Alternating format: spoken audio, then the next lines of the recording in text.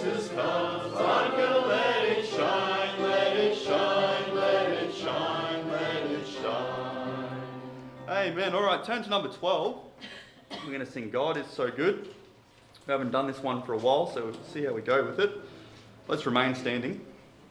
Number 12 in your green book.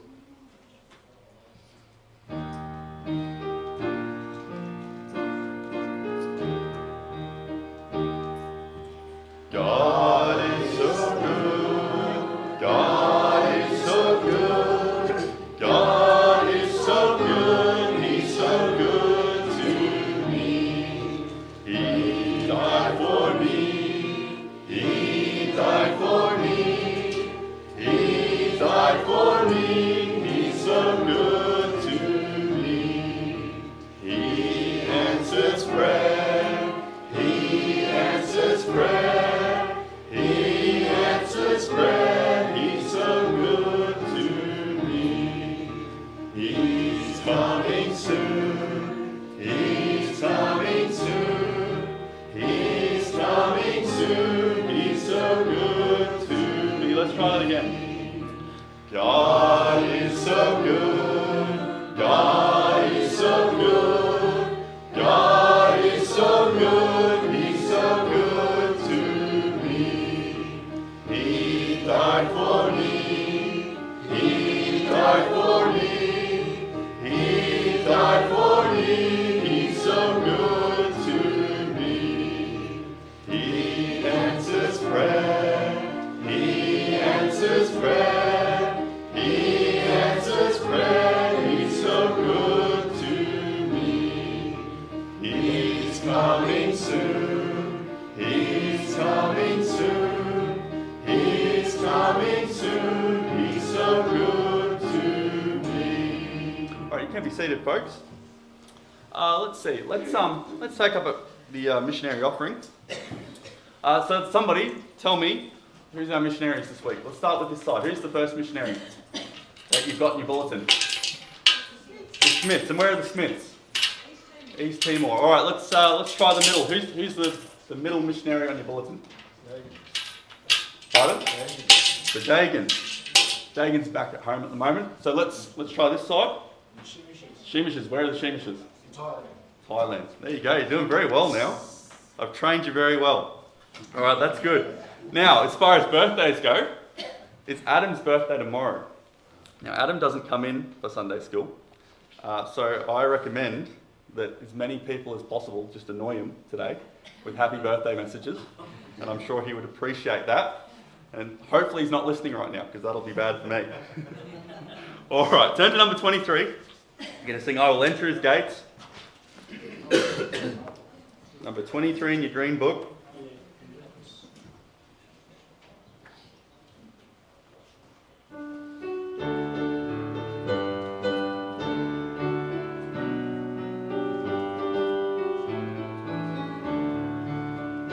I will enter his gates with thanksgiving in my heart. I will enter his courts with praise. I will say this is the day that the Lord has made. I will rejoice, for he has made me glad. He has made me glad. He has made me glad. I will rejoice, for he has made me glad. He has made me glad. He has made me glad. I will rejoice, for he has made me glad. Let's go again. I will enter his gates with thanksgiving in my heart. I will enter his courts with praise. I will say this is the day that the Lord hath made. I will rejoice, for he has made me glad. He has made me glad. He has made me glad. I will rejoice, for he has made me glad. He has made me glad. He has made me glad. I will rejoice, for he has made me glad. Turn over to number 43. You're going to sing He Is Able. I think we better be upstanding for this one.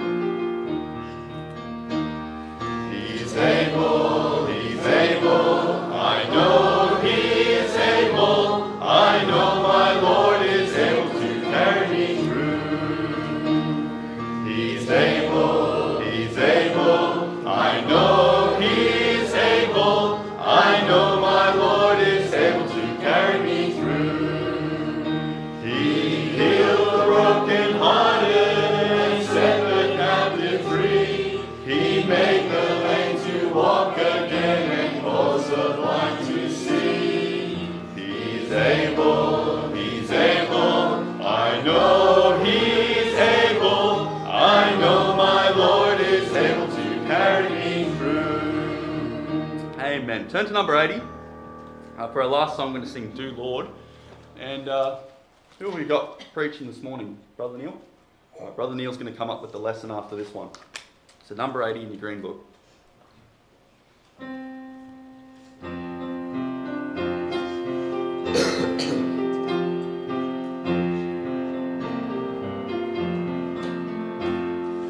I've got a home in glory land that outshines the sun. I've got home in glory land that outshines the sun. I've got home in glory land that outshines the sun. Way beyond the moon. Do Lord, oh do Lord, oh do remember me. I ask you, do Lord, oh do Lord, oh do remember me. I ask you, do Lord, oh do Lord, oh do remember me. Way beyond the moon.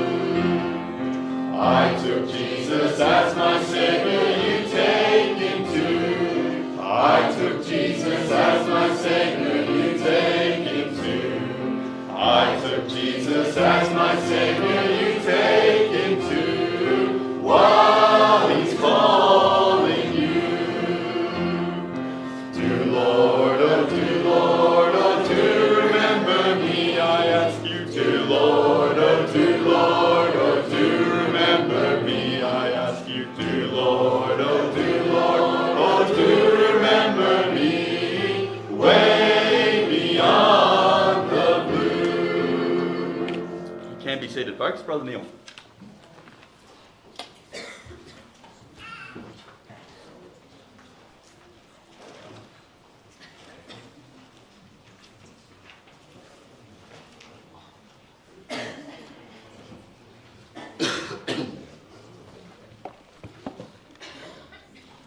Well, morning everybody. Let's turn over to the book of Psalms. And this morning we'll be looking at Psalms verses 1 to 6. Psalms 1 to 6. We'll be looking at Psalm 1 verses 1 to 6. And Psalm 2 verses 1 through 12. Psalm 3 verses 1 through 8. Psalm 4 1 to 8. Psalm 5 1 to 12, and Psalm 6, just to round it off, 1 to 10. The theme of these Psalms is victory in the face of defeat, and the way the Lord helped me with it is I'm going to take one thing out of each of these Psalms that's going to help us to have victory in the face of defeat. If you've been walking the Christian life for any length of time, you'll come to a point and you'll realise if I don't get help soon, defeat is imminent. You ever been there? And it's like, if I don't get some help, what am I going to do? I'm staring defeat in the face. I'm going to need some help. Now, in each of these Psalms, you'll see conflict, you'll see opposition, you'll see. I was thinking specifically of Psalm 1, contrary things, contrary wise. You got the godly man verses 1 through 3. You got the ungodly man verses 4 through 6. So, and there is as we live the Christian life, it is a battle. The Bible is a book of warfare. There is battles in there. There are battles to be won. We have to choose how we fight. We have to know God's mind in our fighting. We have to know that. But here in these Psalms, let's have a look and go through these. Psalm 1, from verse 1, take this thought, the posture of the saint. The posture of the saint. We see his posture. Blessed is the man that walketh not in the counsel of the ungodly, nor standeth in the way of sinners, nor sitteth in the seat of the scornful. Notice the first word of 150 Psalms is the word blessed. And then after that, it's negative. So he says, blessed is the man that walketh not, nor standeth, nor sitteth. It starts off positive, and if you want to find out how to be happy, how to be blessed, well, there's a good way right there. The word blessed comes up many times through the book of Psalms, but the first verse of the book of Psalms is a negative verse. And that flies in the face of modern psychology, because modern psychology wants you to always present something positive. But the Bible, it comes out with the best thing to learn is don't do this. It gives three things. When faced with defeat, victory is possible if we remain separated from the ungodly, from sinners, and from the scornful. Our temptation is to adopt their ways. A Christian has a different way of thinking than what a lost man does. Two very different ways. I was speaking to somebody just the other week, and he's critical of his family because they're not saved. I said, you have to remember they're running under a different operating system. We run with a different mindset. God's done something. He's changed us. We have a different mindset, a different way of looking at things, a different way of making decisions. But we ought to be careful with it. We see a graduation in this. With the graduation, it starts off with walking, then standing, and then sitting. It starts off with listening. Then it goes to lingering. Then it goes to laughing with the scorners. Oh yeah, I knew that Christianity was no good. It's a progression. Inside that one verse, there's three groups of three. We see walketh, standeth, sitteth. We see counsel, way, and seat. We see ungodly, sinners, and scornful. And it just starts by listening. Super coach Wayne Bennett said years ago, he said that they asked him about the game and the fans were telling you to do this and this and this. And super coach Wayne Bennett said, if you listen to the fans, you'll be sitting with them. So he would make his own decisions based on what's best for the team, not by listening to the fans.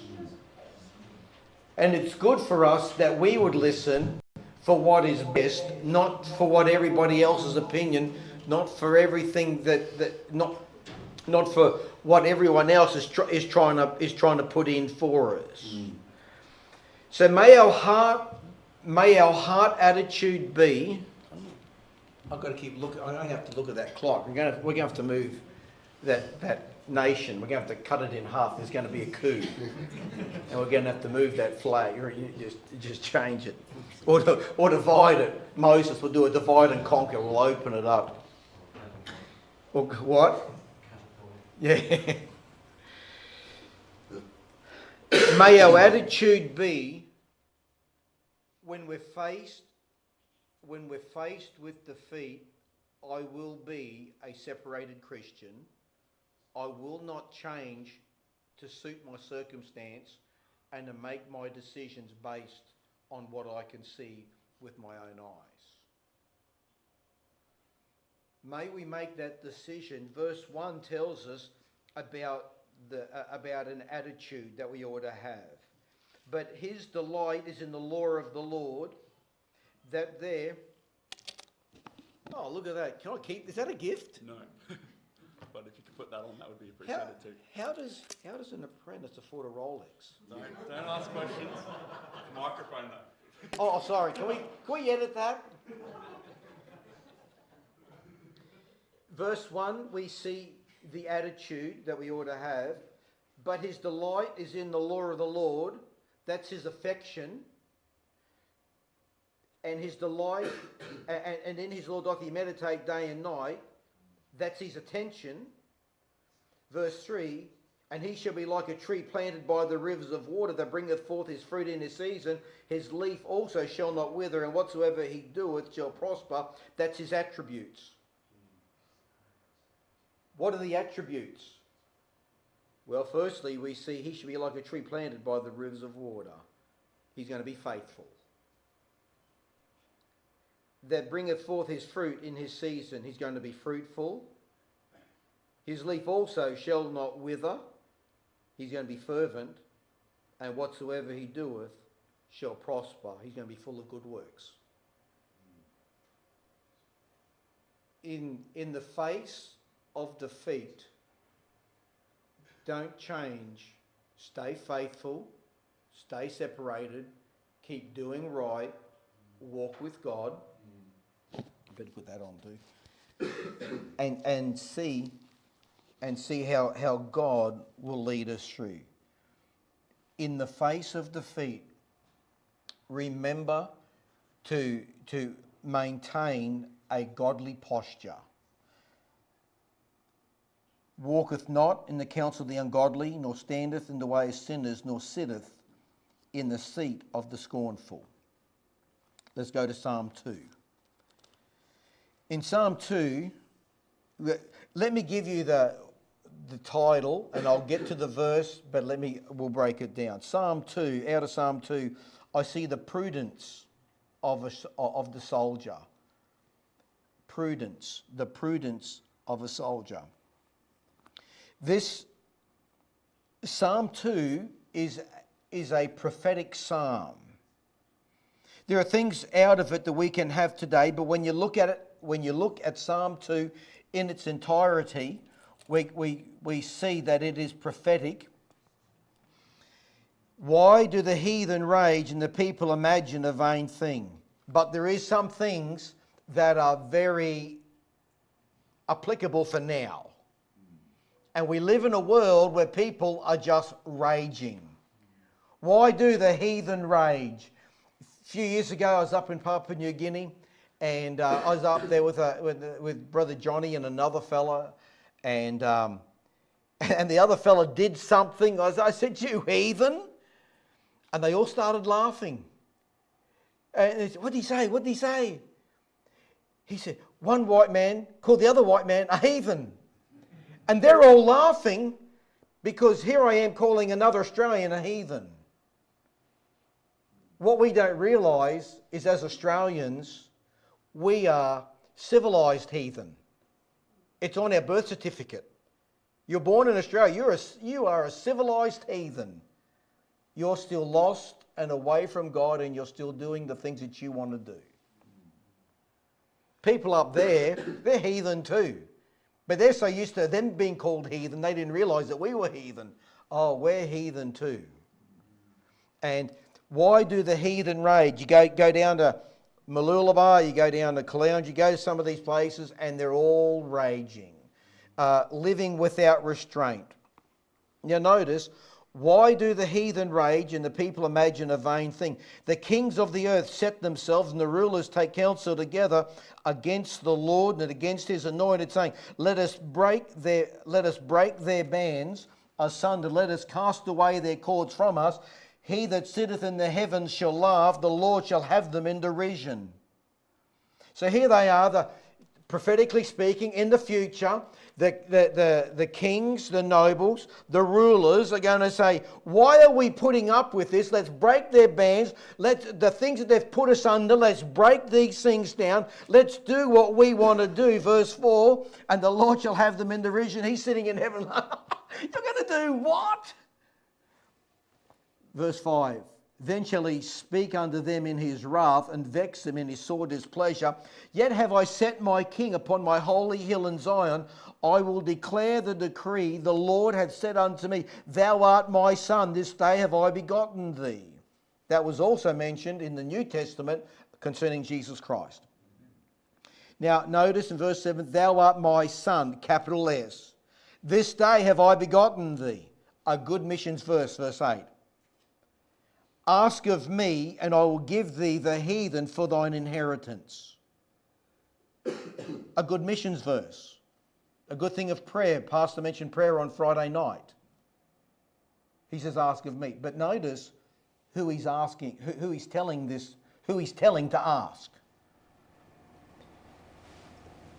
Verse, I will declare, verse 7, I will declare the decree. The Lord hath said unto me, Thou art my son, this day have I begotten thee. Ask of me.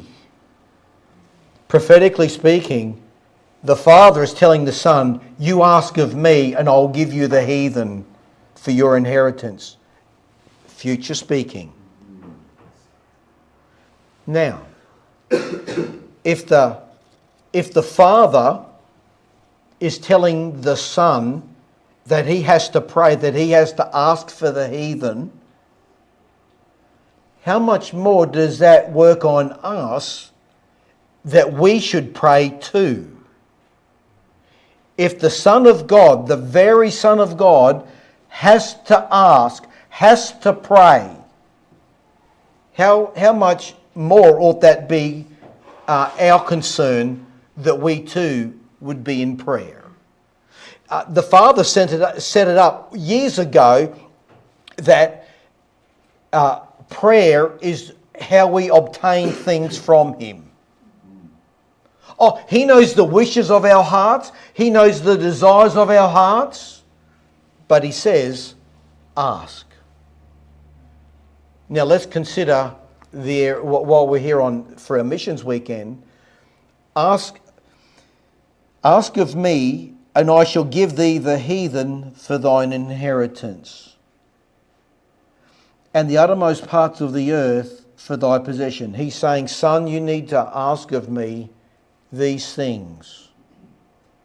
And if the Lord tells you this is what you need to ask for, you don't think the Lord's not going to answer that? Now, let's go for us. Shouldn't we be asking the heathen, might be let's consider Chris Smith. Shouldn't we be praying, Lord, I pray you'd help him to reach the heathen, the people up there in East Timor, that they might be an inheritance, a part of that legacy that's happening to that ministry there. And the uttermost parts of the earth, our furthest, depending how a world, a world map is situated. Normally Australia, for us in Australia is in the middle of the map. So I don't know which one's the furthest, the Kaufmans in Africa or the Portillos over in Argentina. But shouldn't we be asking and praying, Lord, would you please give our missionaries in the uttermost parts of the earth, the ones furthest away? There's folk we know up in Spain. Is that further? Maybe that might be further. In the uttermost part. See, Australia to everyone else in the world, we're in the uttermost part of the earth. We're way down south, an island all on its own down there. And that's the way we like it. Leave us alone. Yeah, you got to swim here through shark-infested waters, crocodiles, and everybody else. So, Brother Neil, so ask of me, and I'll give thee the heathen for thine inheritance, and the uttermost parts of the earth for thy possession. Thou shalt break them. Remember, this is future. Thou shalt break them with a rod of iron. Does that tweak things over in Revelation? Thou shalt break them with a rod of iron. Thou shalt dash them in pieces like a potter's vessel. So do you understand now? That's the psalm. But Brother Neil, you said it's the prudence of the soldier. Here it is in verse 10. So now the psalmist is telling these kings, the kings of the earth, the rulers, they take counsel together. They're going to go against him and against the anointed. This is what they said. Be wise now, therefore. Prudence is practical wisdom. All you people that want to go against God, go against the Lord and His anointed, be wise now, therefore. Have some prudence, ye kings. Be instructed, ye judges of the earth. Here's some prudence. Here's some wisdom. In the face of defeat. But Brother Neil, they're going to rise up. We already know what's going to happen. They're going to lose. Because in verse 4, the Lord's sitting up there laughing. He's going to put them in derision. Then His wrath is going to come. He's going to vex them in His sore displeasure. So they're facing defeat. Be wise now, therefore, O ye kings, be instructed, ye judges of the earth. Let me give you 3 things. We'll move on to the next psalm. Serve the Lord with fear. Serve the Lord. 2, and rejoice with trembling. Sing unto the Lord. Verse 12, show the Lord. Kiss the Son. And it says, and the Son is capital S, as in the capital S in verse 7. Serve the Lord, sing unto the Lord, show the Lord. Show the Lord your love, show the Lord your affection, show the Lord your faithfulness, show the Lord your loyalty. Sometimes we face defeat because it's our own fault. These kings of the earth in the future are facing defeat and it's their own fault. In reality, they're going to get a whooping. They're going to cop it. But if they will take counsel, if they will read and be instructed, if they'll be wise, if they'll be instructed, serve the Lord with fear, rejoice with trembling, kiss the Son. Lest he be angry and ye perish from the way when his wrath is kindled. Only a little, but a little. Oh, he's not going to let you have all of it, but a little. He's going to do that. He's going to unleash his wrath. And he will show them. They will try to rise up again against the Lord and against his anointed. Okay, Psalm 3.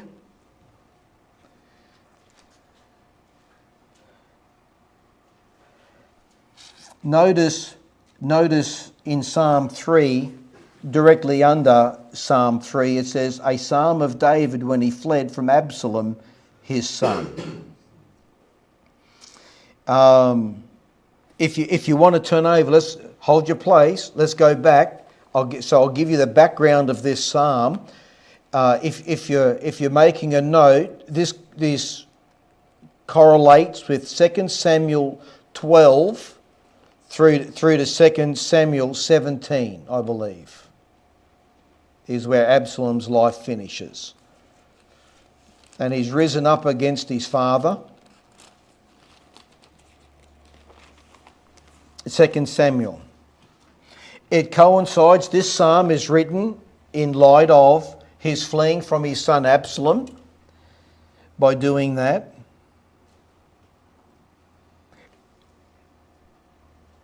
so what was David? What was David when he sinned against Bathsheba? King. Psalm 2. Who's Psalm 2 addressed to? Kings. Judges. So now we have an illustration of, in Psalm 3, here's a king that didn't follow. The king knew, David knew he should not have gone into Bathsheba. He knew he shouldn't have rebelled against the Lord. He knew he shouldn't have done his own deal. He knew he shouldn't have been willful. But he made a choice to go after that woman, and he went after her and did what he did.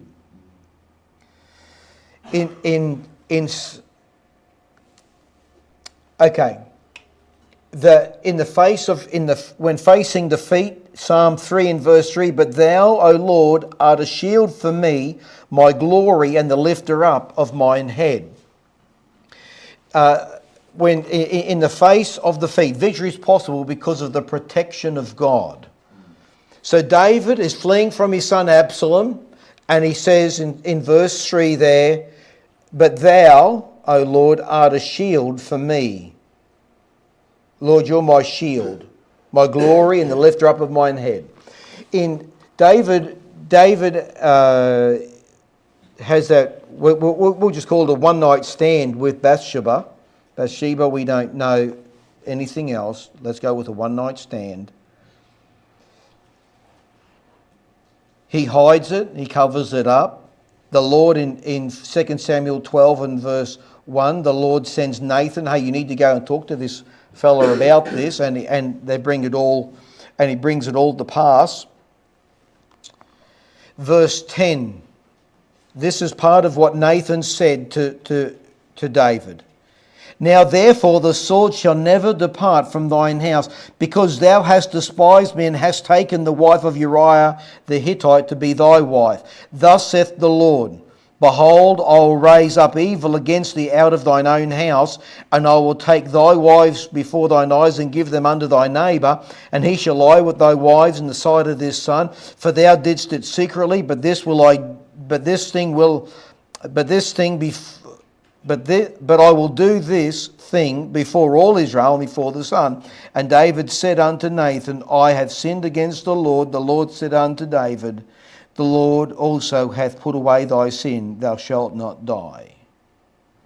He tells him David was facing defeat. After what he did, David was facing defeat. And sometimes the defeat we face is because of our own fault. Absalom, reading through those chapters, Absalom had the military backing. He had the hearts of all the people. He had Ahithophel, David's counselor. He had him on board, giving him counsel, able to guide him and give him advice as to how to go about it. So David is faced. All Israel come out against him in the counsel that he was given. We gather all Israel together and go out against David. Now let's go back to Psalm 3. Notice how it starts. Lord, how are they increased that trouble me? Many are they that rise up against me. Many there be which say of my soul, there is no help of God in him. Selah. Selah means pause. So they are increased that trouble me. In verse 2, many are they. Notice verse 3. But thou, O Lord. Oh, there's many happening. There's many after me. Many are increased. Many wanting to pull me down. He talks of the many and he comes back to, but thou, O Lord. Lord, only you. A preacher from yesteryear said, you and God are a majority. David believed he was going to be all right because he was on the same side as God. God was on his side. God was in his corner. He had the protection of God that he was not going to die. He had the protection of God in his life. But thou, O Lord, art a shield for me, my glory, and the lifter up of my head. David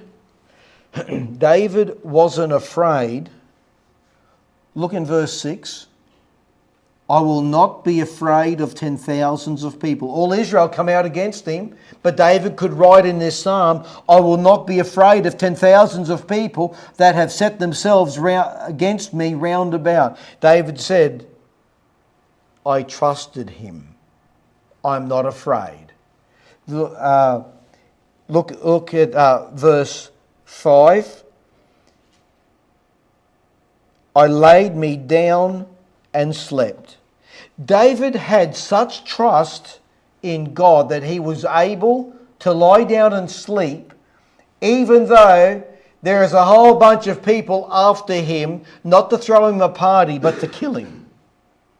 And David says, I laid me down and slept.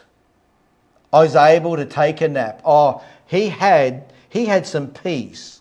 He had some confidence about him that God was protecting him, that God was looking out for him, that God was going to lead him on. How is it that we can face, how is it that we can have victory in the face of defeat? It's because we have the protection of God. We have God in our corner overseeing us. If we are separated, Psalm 1, if we are wise, Psalm 2, here we are here. I laid me down and slept. David had the protection of God. You ever find it hard to sleep? Why is it? Why is it that we should be able to sleep? In this verse, I laid me down and slept. I awaked, for the Lord sustained me. Firstly, I can sleep because I am sustained of God. God is supporting me. God is maintaining me. God is helping me in this situation, I am sustained of God. Secondly, how is it that I can sleep? Well, in chapter 4 in verse 8, I will both lay me down in peace and sleep. For thou, Lord, makest me to dwell in safety. How is it that I can sleep? The Lord is sustaining me. The Lord is undertaking for me. The Lord is keeping me safe. The Lord, it's because I am safe. When you believe, when you know that you are safe, you'll sleep like a baby. How do those little babies sleep? And mum and dad are all tore up in heart about something. How do those babies sleep? They don't know anything of it. They just believe that mum and dad will take care of them. Everything will be all right. You get that? Sometimes those babies, they don't sleep all that good. You know, they're fussing and everything. Some babies, you got to hold it just a little bit tighter and pull them in just a little bit tighter and they'll go to sleep. You hold them loosely and they're a bit antsy. But some, just pull them in just a little bit tighter. They feel secure. They feel safe. They'll sleep. And Christians, same for us. How is it that we can sleep? Firstly, because the Lord is sustaining us. Secondly, because we are safe. Psalm 121, if you want to turn over there, I'll read you verses 3 to 5. How is it? I am sustained, I am safe, and secondly, I have a sentry. I have someone looking over me while I sleep. Psalm 121, verses 3 through 5. He will not... Well, let's go. Verse 1. I will lift up mine eyes unto the hills, from whence cometh my help. My help cometh from the Lord, which made heaven and earth. He will not suffer thy foot to be moved. He that keepeth thee will not slumber. Behold, he that keepeth Israel shall neither slumber nor sleep. The Lord is thy keeper. The Lord is thy shade upon thy right hand. You have a sentry. You have someone that is on duty, someone who is on guard, someone who is watching over you. You can go to sleep. Have you ever watched over somebody, they're ill and everything, and you just say, it's all right, I'm here. Go to sleep. Them kids of ours, Emma's not here, it might embarrass her. When she was little, when Emma, Mitchell, Matthew, this one particular house we had, we'd put them in the cot, I'd read them a story, and I'd lay down on the floor beside them, and I'd put my hand up into the cot, and their hand would just grip my finger. And I'd hear a bit of a noise, I'd look up, and here they are at the bars. Even though they got a hold of me, they're still looking to see and make sure I'm still there. You can go to sleep knowing that the Lord is present, that the Lord is looking out for you. How is it that I can go to sleep? During World War II, all those air raids and the blitzes that was happening in England, well, constantly the air raid sirens would go off and they'd all make their way to the bunkers. And two young ladies saw an old lady, and she'd just be sleeping away. Bombs are going off and dust and everything else. And she's just sleeping. And they said, how is it that you can sleep with all this happening? And she said, well, I believe the Lord's looking out for me. He's awake. He does not sleep nor slumber. It's no use both of us being awake at the same time. I'm going to sleep. And how often we will spend the night tossing on our beds, concerned about what's happening or what has happened, when really the Lord's got it all under control. We just leave it with Him. Lord, I'm going to leave it with you. I'm not being negligent. Lord, I'm going to leave it with you. And Lord, I'm going to get some sleep because I really need to get some sleep. And you trust Him with it. It is possible to have victory in the face of defeat because of the protection of God. It said, how many are they that rise up against me? Many there be that rise up against me. But in verse 7, the enemy is rising up against David, and here David prays, arise, O Lord, save me, O my God. Verse 7. Oh, they're rising up. David goes, Lord, rise up. Lord, rise up and act on my behalf. David was a different man after that sin, after he came through that. He never questioned any of this. He realised that what he faced was because of his sin and what he had to go through. Okay, let's go to Psalm 4, verse 1. Hear me when I call, O God of my righteousness. Thou hast enlarged me when I was in distress. Have mercy upon me and hear my prayer. O ye sons of men, how long will ye turn my glory into shame? How long will ye love vanity and seek after leasing? That is not leasing a house, okay? That there means how long will ye love falsehood? How long will you love lies? Selah. But know that the Lord hath set apart him that is godly for himself. The Lord will hear when I call unto him. How is it that we can have victory in the face of defeat? Out of Psalm 4, the prayer of the godly. Pray. Don't worry, Psalm 3, sleep. Psalm 4, pray. Psalm 3 might be called an evening psalm. With all this going on, I'm going to lay me down and sleep. Psalm 4, it starts off with the morning. Psalm 4 might be a morning psalm to start off, to start off and to do that. David is praying with assurance. But no, so he's telling, verse 2, as you read through the Psalms, have a look at the tense. Have a look at who is being addressed. So the psalmist starts off, David starts off, hear me when I call, O God of my righteousness. Thou hast enlarged me when I was in distress. Have mercy upon me and hear my prayer. So he's speaking there. Now he changes verse 2. O ye sons of men, how long? Verse 3. But know that the Lord hath set apart him that is godly. O ye sons of men, you that are bringing up these things against me, you that are just causing me problems, you need to know that God has set apart. You need to stand in awe, verse 4, and sin not. Commune with your own heart upon your bed and be still. Selah. You need to be thinking this through. You need to be communing with your own heart, thinking it through, going over in your mind what God will do for the godly, what you ought to be doing. You ought to have a different mindset. These Psalms just come alive. You read the historical books, 1st, 2nd Samuel, 1st, 2nd Kings, 1st, 2nd Chronicles. There's glimpses over there in the Pentateuch. There are other things there in Ezra, Nehemiah, Esther.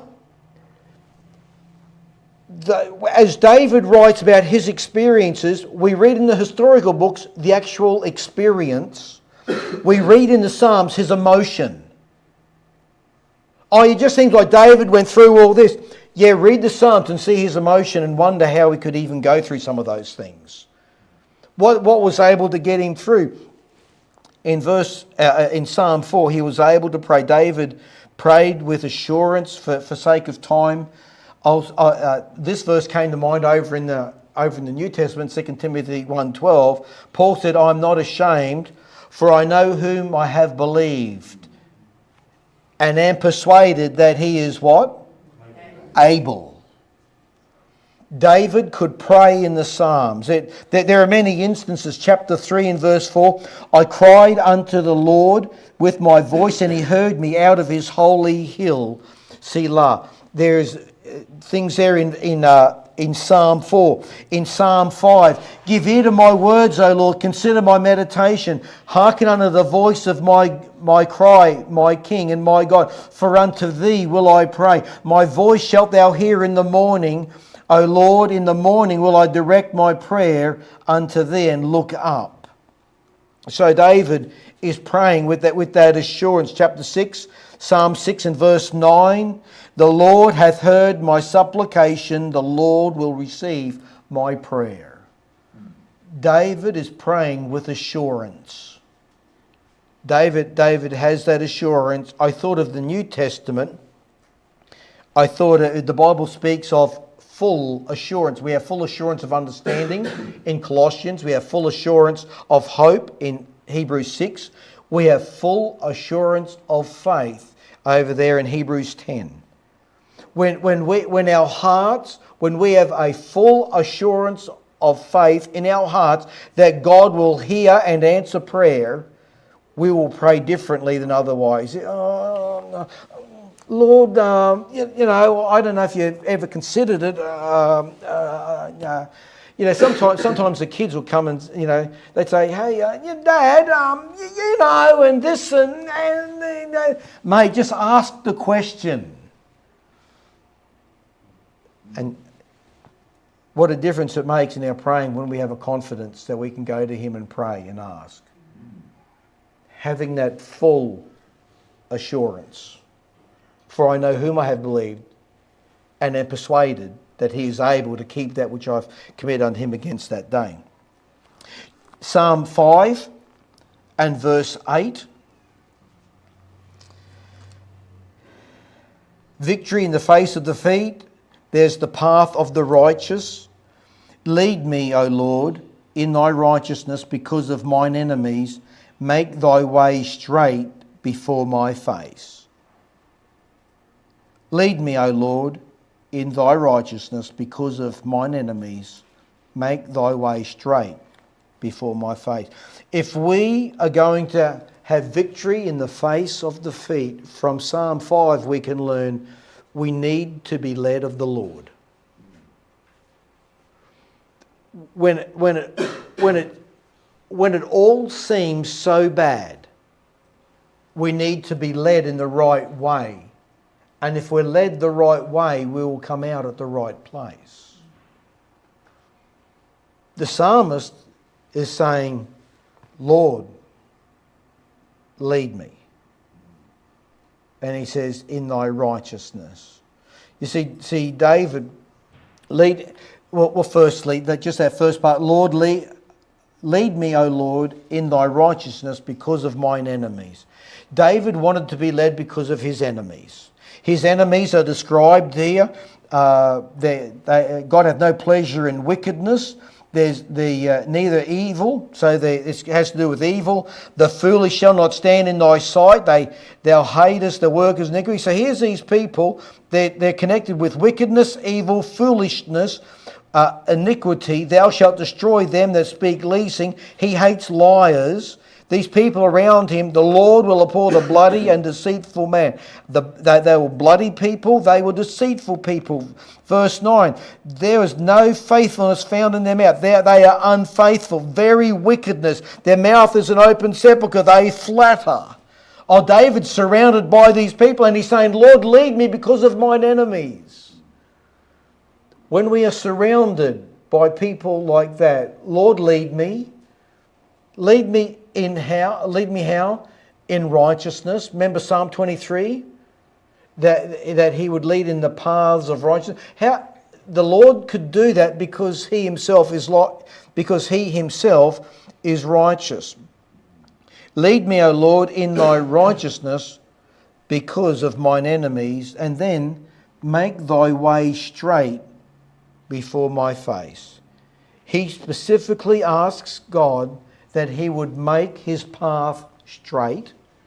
He wants to make sure. Why is that? Because He doesn't want to be distracted and be detoured and caught or snared in a net because His enemies want to capture Him. His enemies want to take Him. He says, Lord, would you lead me in the path of righteousness? Lord, lead me in what to do. Lead me in doing right because of mine enemies. They're watching on. They're wanting to accuse me. They're wanting to capture me. They're wanting to belittle me, berate me. Lord, they're wanting to blaspheme your name because of that. Lord, lead me in righteousness. as we face defeat, we can be victorious and Lord, lead me. Lead me.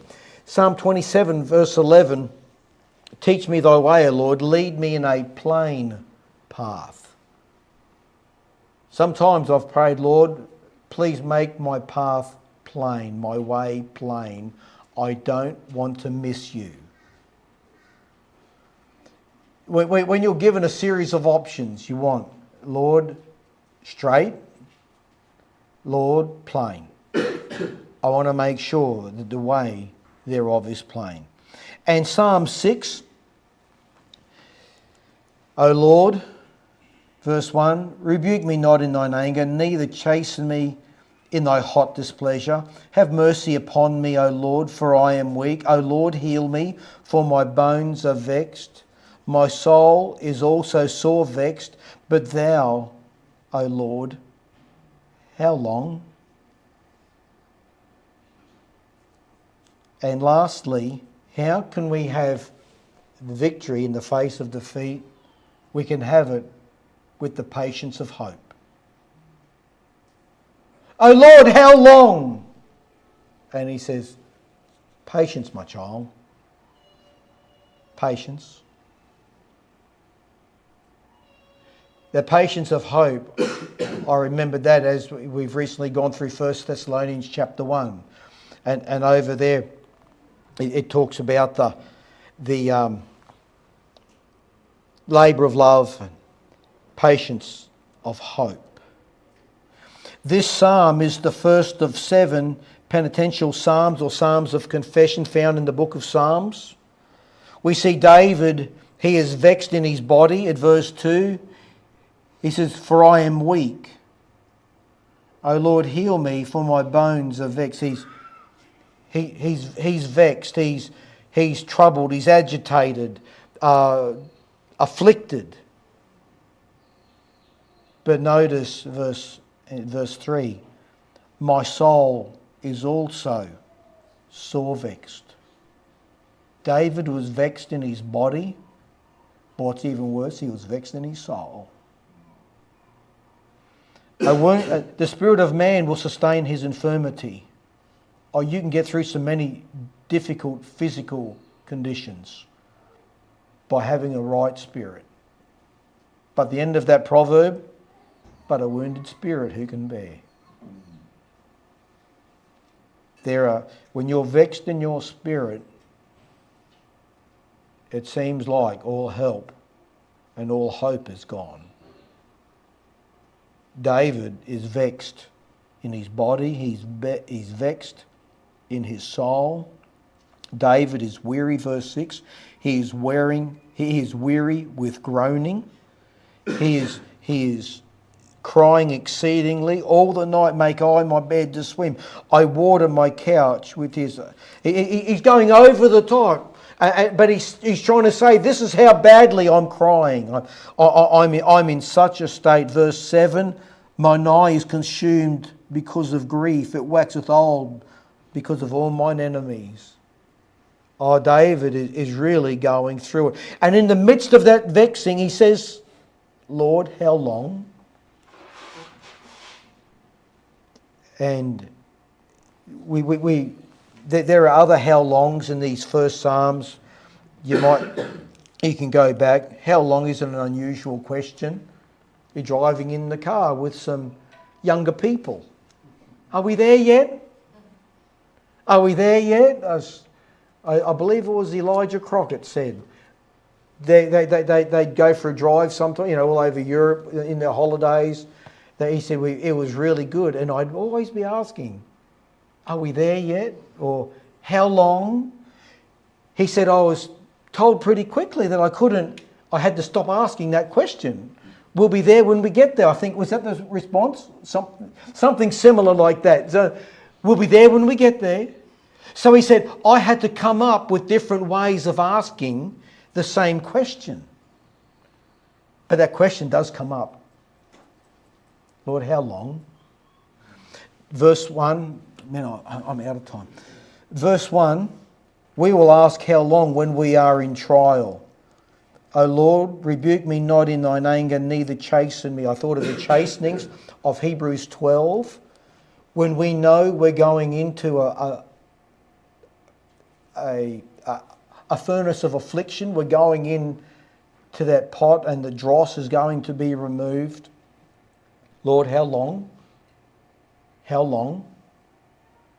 And we must trust the one that sits by that pot, that fining pot. We must trust the one that sits by that fining pot, that as we go through that fining process, he will not leave us there one bit longer than we need to be.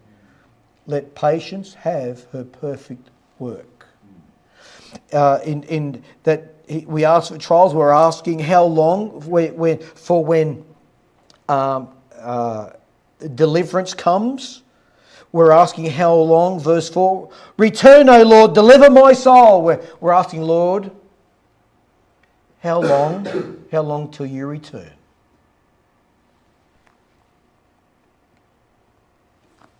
We're out of time. Victory in the face of defeat is possible.